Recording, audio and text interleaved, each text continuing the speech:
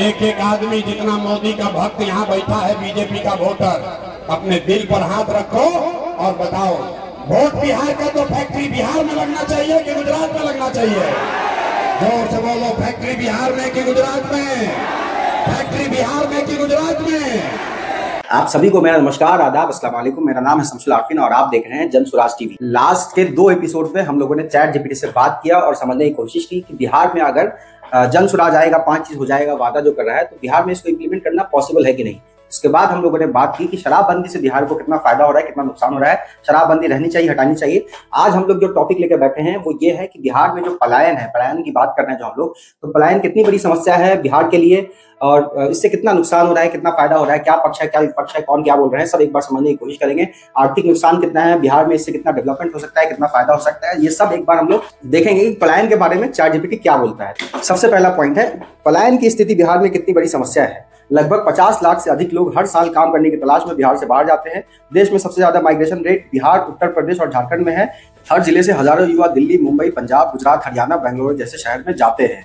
Chat GPT का जो पहला पॉइंट है पलायन के ऊपर, ये डेटा बता रहा है कि 50 लाख से ज्यादा हर साल लोग पलायन का शिकार होते हैं। उसमें ज्यादातर जो पलायन है वो बिहार से, झारखंड से, यूपी से होता है और बड़े बड़े शहरों में जाते हैं। दिल्ली, मुंबई, पंजाब, हरियाणा ऐसे शहरों में जाते हैं। ऐसी जगह पे बिहार के लोग जाके काम करते हैं। अब इसका दूसरा पॉइंट देख लेते हैं, पलायन के मुख्य कारण क्या है। पलायन के मुख्य कारणों को समझ लेते हैं। चैट जीपीटी ने यहाँ पे एक टेबल बना के दिया है कि कारण क्या है, लोग पलायन क्यों कर रहे हैं और उसका असर क्या पड़ रहा है। एक बार इसको समझते हैं। सबसे पहला जो पॉइंट है पलायन के ऊपर, लोग पलायन क्यों कर रहे हैं, तो इसके ऊपर चैट जीपीटी लिखता है कि रोजगार की वजह से लोग पलायन करते हैं।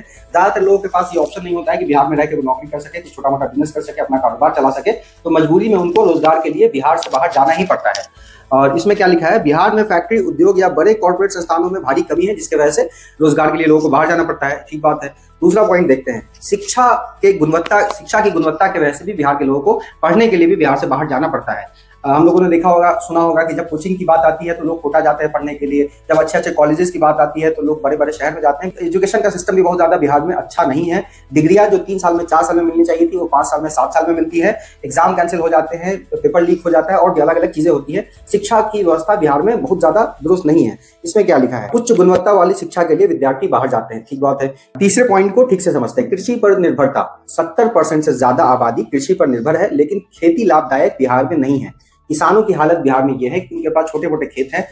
5% से कम लोग ऐसे हैं जिनके पास 2 बीघा से ज्यादा जमीन है बिहार में। 95% लोगों के पास 2 बीघा से कम जमीन है। उसमें से 60% ऐसे लोग हैं जिनके पास जमीन है ही नहीं, और जिनके पास भी जमीन है वो छोटे मोटे टुकड़े में है। बहुत छोटा एरिया जहाँ पे खेती करना बहुत ज्यादा उनके लिए बेनिफिशियल नहीं होता है।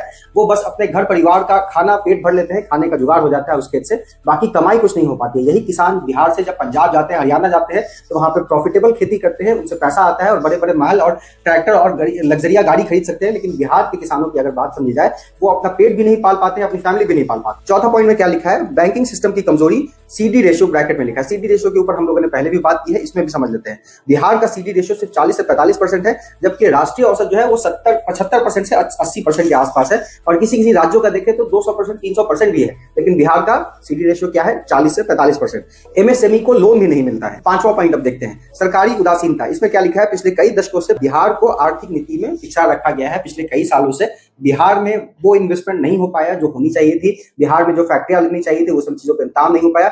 थोड़ा बहुत काम जो हुआ है बिहार में वो हुआ है सड़क के ऊपर, इंफ्रास्ट्रक्चर के ऊपर, लेकिन नौकरी कैसे मिलेगी, पलायन कैसे खत्म होगी, इस पर कोई नीति नहीं आई है और कोई भी स्पेशल इस पर एक्शन नहीं लिया गया है। अपराध व अस्थिरता, रोजगार के साथ सुरक्षित वातावरण की तलाश में लोग पलायन करते हैं। जैसे मान लिया किसी के पास पैसा है, अब करोड़, 2 करोड़, 5 करोड़, 10 करोड़ का वो अपना कुछ बिजनेस सेटअप करना चाहता है, बिहार में फैक्ट्री लगाना चाहता है, लेकिन वो सुरक्षित उसको महसूस नहीं हो रहा है बिहार में। उसको लग रहा है कि गुंडागर्दी होगी, कोई से आके फिरौती मांगेगा और अलग अलग चीजें होंगी, तो बहुत ज्यादा सिक्योर नहीं फील करने की वजह से बिहार से लोग इस वजह से भी पलायन कर रहे हैं। अब देखते हैं बिहार को पलायन से होने वाले नुकसान के ऊपर, इसको अच्छे से समझते हैं। तो यहाँ पे 2 कॉलम है, एक है क्षेत्र, किस किस क्षेत्र में नुकसान हो रहा है, और दूसरा नुकसान क्या क्या हो रहा है।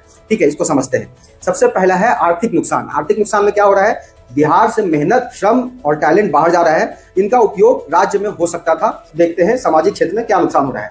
गांव घर खाली हो रहे हैं, सामाजिक ढांचा कमजोर हो रहा है। अभी हम लोग गांव में जाते हैं तो गांव की हालत ऐसी हो गई बिहार में कि वहां कोई रहने वाला है ही नहीं। जो भी बच्चे हैं वो बूढ़े बुजुर्ग महिलाएं बची हैं, जितने नौजवान थे बच्चे थे वो सब रोजगार की तलाश में, पढ़ाई की तलाश में, अच्छी जीवन की तलाश में गाँव को खाली करके जा चुके हैं, बिहार से बाहर जा चुके हैं। पारिवारिक भी देख लेते हैं, जैसे अभी हम परिवार की बात कर रहे थे तो इसमें लिखा है परिवार बिखर रहे हैं, बच्चे बिना पिता भाई के पल रहे हैं। जैसे होता क्या है कि जैसे मेरी शादी हो गई, मेरी वाइफ है बिहार में और मेरे जो बच्चे हैं वो भी है बिहार में। अब हम भी अगर बिहार में रहेंगे तो उनको कैसे इतना भी कर पाएंगे कि उनको कुछ पैसा दिया जाए कि घर परिवार चल सके। ये मेरे पास अपॉर्चुनिटी ऑप्शन मेरे पास बिहार में रह के नहीं मिल पाता है। ना यहाँ पे कोई फैक्ट्री है, ना रोजगार है, ना मेरे पास इतना पैसा है कि हम अपनी कुछ दुकान खोल ले। तो मजबूरी में बिहार से उनको पलायन करके दिल्ली, मुंबई, पंजाब कहीं जाना पड़ता है। और होता यह है कि अगर हम 20 साल की उम्र में, 30 साल की उम्र में बिहार से बाहर गए तो बिहार तभी हम आते हैं जब हम 60 साल के, 70 साल के, 80 साल के हो जाते हैं, जब मेरे जिस्म में वो ताकत नहीं बचती कि हम जाके बाहर मजदूरी कर सके। तो जब बूढ़े हो जाते हैं लोग बिहार में तो जाके वो अपने गांव में फिर से आते हैं और नई जनरेशन जो है वो हमेशा पलायन का शिकार होकर बाहर ही रहती है। इसके वजह से जो बच्चे हैं वो अपने पिता से दूर है, भाई जो है वो अपने भाई बहन से दूर है, फैमिली पूरी बिखर चुकी है। मानसिक क्षेत्र में देखते हैं इसका क्या नुकसान है। युवाओं में हीन भावना और अस्थिरता बढ़ी है, युवाओं में हीन भावना बढ़ी है। जैसे कि मान लिया पलायन के शिकार लोग क्यों हो रहे हैं, क्योंकि यहाँ पे कोई फैसिलिटीज नहीं है, कोई ऑप्शन अवेलेबल नहीं है, तो लोग में हीन भावना आएगी। मेरे घर में अगर मान लिया 50 चीजें हैं, आपके घर में 2 चीज भी नहीं है, तो थोड़ा तो हीन भावना आएगा ही कि भाई मेरे यहाँ नहीं है, तुम्हारे यहाँ है, तो चलो तुम्हारे यहाँ चलते हैं। तो अगर बिहार को इस हीन भावना से ऊपर उठना है तो बिहार में भी नौकरी, रोजगार ये सब लेके आना होगा, एजुकेशन सिस्टम बिहार का अच्छा करना होगा। अब डेमोग्राफिक देख लेते हैं, गाँव की आबादी बूढ़ी हो रही है, युवा बाहर जा रहे हैं। अभी जो हम बोल रहे थे वही सेम बात कि बूढ़े बुजुर्ग ही बस गांव में बचे हैं, युवाओं की पॉपुलेशन बहुत कम हो गई है। गांव में अब यंग आबादी नहीं रहती है। गांव में कितने लोग हैं वो या तो 10 साल से कम की उम्र वाले लोग हैं या तो 70-80 साल से उम्र के ज्यादा के लोग हैं। क्या पलायन रोका जा सकता है, इस बात को भी समझते हैं। एक टेबल बना के दिया है यहाँ पे ChatGPT ने, यहाँ पे समाधान है और उसका विवरण है। कैसे पलायन खत्म किया जा सकता है ये भी समझने की कोशिश करते हैं, किया भी जा सकता है कि नहीं ये भी समझेंगे। CD रेशियो सुधारना, सबसे पहला जो ऑप्शन है ChatGPT की तरफ से, उसमें लिखा है CD रेशियो सुधार के पलायन को खत्म किया जा सकता है। इसमें विवरण में क्या लिखा है, बैंकिंग सुधार से MSME को लोन मिलेगा, लोकल बिजनेस बढ़ेगा, रोजगार सृजन होगा। मतलब यह है कि अगर CD रेशियो बिहार का बढ़ा दिया जाए, 100 रुपया जो हम लोग बैंक जमा करते हैं उसके बदले अगर हम लोगों को 75-80 रुपया भी वापस मिले लोन में, जो अभी हम लोग को 40-45 मिलता है, तो बहुत हद तक पलायन रोका जा सकता है। उसी पैसे को रोजगार करने के लिए लोगों को दिया जा सकता है, छोटी मोटी फैक्ट्रियां लगाई जा सकती हैं। ये सब सोल्यूशन है। अब दूसरा पॉइंट पे आते हैं, स्थानीय उद्योग लगाना।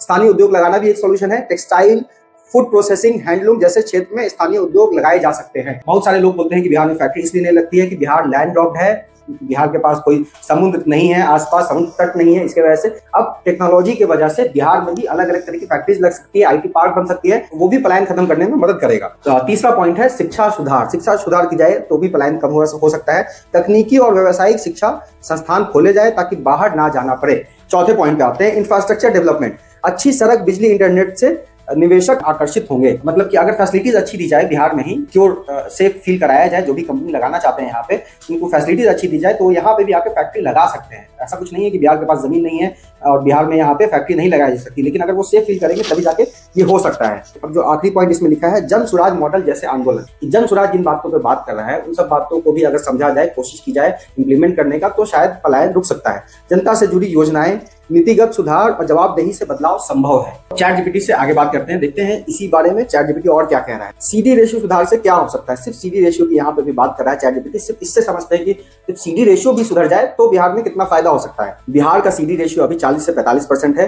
राष्ट्रीय औसत जो है वो 75-80% है। बैंक में डिपॉजिट जो हो रहा है वो 5 लाख करोड़ रुपया हर साल में हो रहा है। अभी भी सुधार के बाद मिलने वाला अतिरिक्त निवेश जो है वो 1.5 लाख करोड़ रुपया बढ़ जाएगा। जैसे अभी अगर 3 लाख, 3.5 लाख करोड़ रुपया अगर बिहार का सालाना बजट है तो ये 1.5 लाख और प्लस हो जाएगा अगर CD रेशियो सुधार दिया जाए तो। फायदा क्या होगा, नौकरियां मिलेंगी, उद्योग लगेगा, कृषि लोन मिलेगा, MSME सेक्टर में विकास होगा। अगर पलायन रुका तो बिहार को क्या लाभ हो सकता है, स्थानीय रोजगार बढ़ेगा, राज्य की GDP और टैक्स कलेक्शन बढ़ेगा, सामाजिक ढांचा मजबूत होगा, युवाओं का मनोबल और आत्मविश्वास बढ़ेगा, बिहार राष्ट्रीय औसत की ओर बढ़ेगा। बिहार राष्ट्रीय औसत की ओर बढ़ेगा, ये बहुत जरूरी है। जब तक बिहार तरक्की नहीं करेगा तब तक भारत तरक्की नहीं कर सकता। ये बोलते हैं ना कि कमजोर कड़ी जो होता है उसी से तय होता है कि आप रेस जीत रहे हैं या हार रहे हैं। बिहार आगे बढ़ने लगे, बिहार की रफ्तार तेज हो जाए तो देश की रफ्तार तरक्की की ओर तेज हो सकती है। निष्कर्ष में क्या लिख रहा है, बिहार में पलायन एक बड़ी सामाजिक आर्थिक समस्या है। सामाजिक भी और आर्थिक भी ये समस्या है। लेकिन इसे सही नीति, राजनीतिक इच्छा शक्ति और लोक भागीदारी से रोका जा सकता है। पलायन को रोका जा सकता है। इच्छा शक्ति चाहिए, पलायन रोका जा सकता है। सीडी रेशियो सुधार सबसे पहला काम होना चाहिए। स्थानीय उद्योग लगना चाहिए। शिक्षा व्यवस्था और जवाबदेही भरा प्रशासन इसके समाधान की कुंजी है। ये चैट जीपीटी लिख रहा है। अब ये तो हो गया, हम लोगों ने समझ लिया कि पलायन किस किस कारण से होता है, इससे कितना फायदा कितना नुकसान हो रहा है, सामाजिक क्या फायदा है और आर्थिक क्या फायदा है, ये सब चीजें हम लोगों ने समझ लिया। अब इतना ही फायदा है पलायन खत्म करने से, तो चैट जीपीटी से ये समझने की कोशिश करते हैं कि बिहार में जब राजनीति की बात आती है तो अलग अलग पार्टियों को देखा जाए तो अलग अलग मुद्दे पर वो चुनाव लड़ती है। कोई जाति के नाम पे लग रहा है, कोई धर्म के नाम पे लग रहा है, कोई रिजर्वेशन के नाम पे लग रहा है, अलग अलग मुद्दे लोग उठा के चल रहे हैं। एक मुद्दा उसमें से पलायन भी है, जो जन सुराज नया नया मुद्दा बिहार के लोगों को समझाने की कोशिश कर रहा है कि ये भी खत्म होना बहुत जरूरी है। तो ये समझते हैं कि क्या ये मुद्दा चुनाव का बन सकता है कि नहीं बन सकता है, क्या बिहार में पलायन मुद्दा बन सकता है, समझते हैं। पक्ष विपक्ष दोनों समझते हैं। कुछ लोग बोलते हैं बिहार में पलायन मुद्दा नहीं बन सकता, कुछ लोग बोलते हैं कि नहीं मुद्दा बन सकता है, जाति धर्म के ऊपर भी उठ के लोग पलायन पर भी वोट दे सकते हैं। तो इसको भी समझेंगे, क्या पलायन बिहार में चुनाव का मुद्दा बन सकता है कि नहीं बन सकता है, और अगर मुद्दा बन सकता है तो पलायन खत्म करने के लिए सबसे अच्छी जो पार्टी है हमारे लिए अभी बिहार में कौन सी है, जिसको हम लोग अगर वोट देते हैं तो पलायन के ऊपर सीरियसली काम हो, सिर्फ भाषण ना हो। चलिए इस बात को भी समझने की कोशिश करते हैं। पलायन बिहार में चुनाव का मुद्दा बन सकता है या नहीं, इस सवाल का जवाब सीधा नहीं दिया जा सकता, हाँ या ना में नहीं दिया जा सकता। इसके लिए दोनों पक्षों को तर्क समझना जरूरी है। पहले पक्ष में बात कर लेते हैं, देखते हैं कि जो लोग पक्ष में है इसके कि पलायन मुद्दा बन सकता है वो क्या बोलना चाह रहे हैं। जनता को सीधा असर पड़ता है पलायन की वजह से। हर परिवार में कोई ना कोई ऐसा है जिनके घर परिवार से लोग बाहर जा चुके हैं पलायन करके और उनका परिवार टूट चुका है, तो हर घर से ये जुड़ा हुआ मुद्दा है। दूसरा पॉइंट क्या है, बेरोजगारी प्रमुख रूप से पलायन की वजह से है। बेरोजगारी इतनी बढ़ गई है कि लोग बिहार में ऑप्शन नहीं रहने की वजह से बाहर जाना उनकी मजबूरी बन चुकी है। इसमें लिखा है युवा वर्ग इस मुद्दे में सबसे ज्यादा अधिक प्रभावित है, जो चुनाव में निर्णायक भूमिका निभा सकते हैं। युवाओं में जैसे अभी हम बात करें तो बूढ़े बुजुर्ग बेचारे जब ऑप्शन नहीं बचता है तो गाँव में रह जाते हैं, और युवा जो है वो मैक्सिमम जो है हर घर से कोई ना कोई बाहर गया ही हुआ है, चाहे दिल्ली मुंबई पंजाब हो, या इंडिया के बाहर दुबई हो, अरब हो, ओमान हो, यूएस हो, इंग्लैंड हो, कहीं भी हो, बिहार के बाहर लोग पलायन करके जा चुके हैं। मूल विकास से जुड़ा मुद्दा है। पलायन खत्म करना केवल नौकरी नहीं, शिक्षा, उद्योग, बैंकिंग, कानून व्यवस्था, इन सब से जुड़ा हुआ है। भावनात्मक अपील भी करता है पलायन। जब परिवार किसी का टूट जाता है, जब उनके घर में उनके पति, उनकी पत्नी, उनके बेटे, उनके माँ बाप अलग अलग जगह पे रह रहे हैं, 5 आदमी हैं, 5 अलग अलग जगह पे रह रहे हैं, 2 अलग अलग 3 अलग जगह पे रह रहे हैं, तब उनको ये समझ में आता है कि पलायन कितना बड़ा मुद्दा है और कितना तकलीफ है अपने घर वालों से दूर रहना। बेटा बाहर ना जाए, यहीं कमाए, ऐसा भावनात्मक नारा मतदाताओं को आकर्षित कर सकता है। जन सुराज जैसे आंदोलन, कुछ राजनीतिक आंदोलन इस मुद्दे को जमीनी स्तर पर उठा रहे हैं, इससे फर्क पड़ सकता है। चैट जीपीटी ने कहा कि कुछ ही पार्टियां हैं, कुछ पार्टियों में इसमें जन सुराज का नाम लिखा है कि जन सुराज एक ऐसी पार्टी है जो गांव-गांव में जा जाके जमीनी स्तर पे इस मुद्दे को उठा रही है, जिससे थोड़ा फर्क पड़ सकता है। अब इसके विपक्ष में देखते हैं कि पक्ष में पहले हम लोगों ने समझ लिया क्या तर्क था। अब जो बोलते हैं कि पलायन मुद्दा नहीं बन सकता है वो क्या बोलते हैं। जातीय राजनीति हावी है। लोग बोलते हैं, जब बिहार का नाम आता है, चुनाव की बात आती है, तो लोग बोलते हैं कि अगर यादव है तो यादव को देगा, मुस्लिम है तो मुस्लिम को देगा, हिंदू है तो हिंदू को देगा, भूमियार है तो भूमियार को देगा। जाति और धर्म के नाम पे बिहार में राजनीति बहुत ज्यादा होती है। हर समाज अपनी अपनी जाति की रैली करता है, हर समाज अपनी जाति की बात करता है। भले उनके समाज में कुछ बेहतरी आए ना आए, वो तरक्की करे ना करे, लेकिन जो भी नेता है वो ज्यादातर जाति की बात करते हैं। तो इससे एक तर्क निकल के आता है कि लोग बोलते हैं कि ये शायद मुद्दा नहीं बन सकता है, क्योंकि जाति में इतना ज्यादा बटे हुए हैं लोग कि पलायन मुद्दा कौन माने। तो इसमें क्या लिखा है, बिहार की राजनीति अभी तक जाति समीकरणों के आधार पर चलती है, ना कि विकास पर आधारित है। कितना साफ साफ बात लिखा है और कितने सोचने वाली बात यह है कि जब हमारा मुद्दा ही नहीं है सही, जब हम जाति पे बात ही कर रहे हैं तो जाति ही मिलेगा। जब हम 5 किलो भात पे बात कर रहे हैं तो 5 किलो भात मिलेगा। जब हम लोग नौकरी रोजगार पलायन पे बात करेंगे तब ना नौकरी रोजगार पलायन और शिक्षा मिलेगी। लोगों की उम्मीदें कम हैं, लोग अब टूट चुके हैं, लोगों को अब भरोसा नहीं रहा नेताओं पे और उनके वादों पे कि वो आएंगे तो कुछ करेंगे भी। इसमें क्या लिखा है, वर्षों से पलायन होता आ रहा है, लोग मान चुके हैं कि ये कभी बंद नहीं होता। इसलिए लोग मान चुके हैं क्योंकि किसी सरकार ने इस पे कभी काम नहीं किया। आपने अलग अलग नेताओं को सुना होगा, वो गर्व से बोलते हैं कि बिहार के लोग कहाँ नहीं है। अरे कहाँ नहीं है भाई, तो वो कर क्या रहे हैं आप ये भी तो देखिए। मजदूरी कर रहे हैं, ठेला चला रहे हैं, आलू प्याज सब्जी बेच रहे हैं, लोगों का गाली सुन रहे हैं। तो इस मुद्दे पे लोगों ने कभी इस तरीके से नहीं सोचा कि पलायन बंद होना चाहिए, बिहार के लोगों को बिहार में ही आकर नौकरी रोजगार मिलेगी, तब जाके उनका गौरव बढ़ेगा। लोगों ने बस इसको प्रमोट किया कि बिहार के लोग हर जगह है, बिहार के लोग हर जगह है, क्या कर रहे हैं, कितनी मजबूरी में है, ये भी हम लोगों को समझना चाहिए। तीसरा पॉइंट देखते हैं, राजनीतिक दलों की ईमानदारी में कमी है। ये साफ साफ लिखा है कि अधिकांश दल इस पर ठोस समाधान नहीं देते, सिर्फ घोषणाएं करते हैं। ज्यादातर पार्टियों का ऐसा है, चुनाव जब आती है तो लंबे लंबे वादे कर देते हैं, कोई कुछ बोल देता है, कोई कुछ बोल देता है, कोई कुछ बोलने में क्या है, लेकिन अगर जमीनी हकीकत देखा जाए तो उसको इंप्लीमेंट नहीं कर पाते। रोजगार बाहर भी ठीक है, ये एक सोच है। कुछ लोग ऐसा मानते हैं कि यार 20 साल हो गया, 25 साल हो गया, बिहार में ही रह गया, अब रोजगार करने के लिए हमको बाहर जाना है, ये भी एक उनका तर्क है। तो अगर वो मजबूरी में पलायन नहीं कर रहे हैं तब तो ये कहीं भी हो रहा है। मुंबई के लोग भी पंजाब जा रहे हैं, पंजाब के लोग भी दिल्ली जा रहे हैं, दिल्ली के लोग भी यूएस जा रहे हैं, यूएस के लोग भी इंडिया आ रहे हैं। तो अगर मजबूरी में पलायन ना किया जाए तो ये बहुत ज्यादा बुरी बात नहीं है। अपना कंट्री है, आप जहां चाहे वहां जॉब कर सकते हैं, मुंबई जाइए, बैंगलोर जाइए, पंजाब जाइए, हरियाणा जाइए, लेकिन मजबूरी में कि 10,000 15,000 रुपए कमाने के लिए, किसी का गाली सुनने के लिए आपको ना जाना पड़े, इसकी बात की जा रही है। तो जो लोग ये सोचते हैं कि ये ठीक है, अगर वो शौक से जा रहे हैं तो उसमें कोई दिक्कत नहीं है, लेकिन मजबूरी है कि अगर वो नहीं जाएंगे तो उनका घर परिवार नहीं चलेगा, तो ये गलत है। 5वां पॉइंट देखते हैं, लोकल मीडिया और विमर्श की कमी। लोकल मीडिया ने भी कभी इस मुद्दे को नहीं उठाया और हम लोगों ने कभी आपस में ऐसा कुछ डिस्कशन किया भी नहीं कि पलायन खत्म होना चाहिए। जन स्वराज के आने के बाद ये मुद्दा उठा है और अभी लोगों को ये बात समझ में आ रही है कि पलायन के शिकार जो हुए उनको कितनी तकलीफ होती है। हर जगह जा जाके जब गाली सुनते हैं, जब हम लोग वीडियोस देखते हैं कि महाराष्ट्र में कोई किसी बिहारी को गाली दे रहा है, पंजाब में बिहारी को गाली दे रहा है, हरियाणा में, कहाँ नहीं आप चले जाइए, बैंगलोर में, मुंबई में, दिल्ली में, कहीं भी चले जाइए, आप गाली सुन के आते ही आते हैं। तो लोकल मीडिया भी इसको बहुत ज्यादा ठीक से नहीं दिखाया, ना हम लोगों ने, हम बिहारियों ने इस पे सही से कभी डिस्कशन किया है। अगर पलायन रोकना है तो कौन सी पार्टी या नेतृत्व इसे कर सकता है? अलग अलग पार्टियां जो हैं उनका क्या इस बात पे राय है, किस डायरेक्शन में जा रही है, क्या सोचती हैं पलायन के ऊपर, ये भी देखते हैं।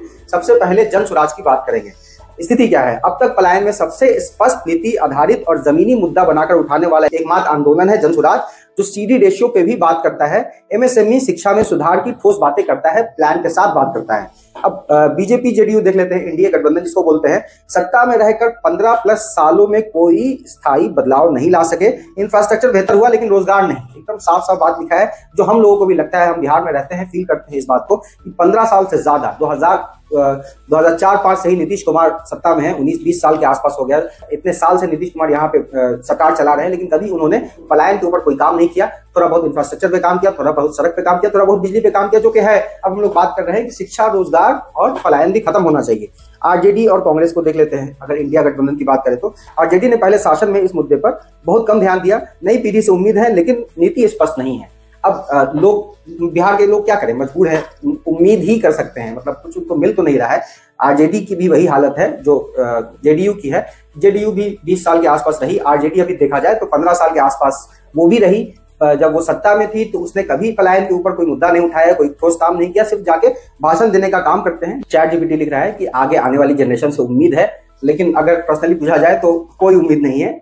हम लोगों ने तेजस्वी यादव का भी बात सुना है, लालू यादव का भी बात सुना है, क्या वो बोलना चाहते हैं वो क्लियर नहीं है। कभी बोलते हैं कि बिहार के लोग कहाँ नहीं है, कभी बोलते हैं कि पलायन एक मुद्दा है, और ना उनके पास कोई नीति है, ना उनके पास कोई प्लान है, कैसे खत्म करेंगे, क्या करेंगे, बस बोलने की बात है, बोलने को बोल दिया। लोगों को ये बात समझ में आ रही है कि पलायन एक मुद्दा है, जन स्वराज इसको मजबूती से उठा रहा है। इन्होंने ये समझा कि ये मुद्दा बन सकता है, तो वो भी अब थोड़ा बहुत बोलना चालू कर दिए। कुछ लोग अलग अलग पार्टियों में भी पलायन की बात कर रहे हैं, लेकिन कोई उनके पास प्लान नहीं है, इसलिए उम्मीद भी हम नहीं मानते कि उम्मीद है। अब एक और ऑप्शन जो बचा है, लेफ्ट पार्टी, जिसमें सीपीआई, सीपीआईएमएल आते हैं।